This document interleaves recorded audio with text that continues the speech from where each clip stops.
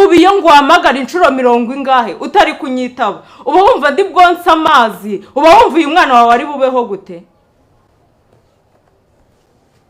kari kabagabo rwose Nikoze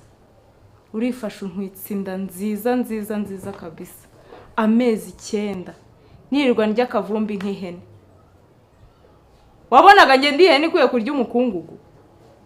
ndaho ndarwanye amezi 9 ndayihanganira ntago uza amajoro naraye ntago uzi ibibazo byose nahuye nabyo bimwe ngo batwarira se nari gutwarira iki nkuye hese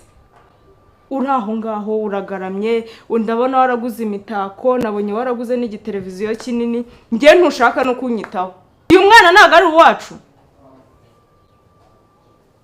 wacu se ubundi wowe umaze iki uyu ni umwana wanjye rero uyu mwana wanjye ugomba kumuhahira ukamuha buri kimwe cyose ese nta mafaranga naguhaye ejo bundi yaraye iki nakwatse amafaranga nkubwa ko nkeneye gukora iki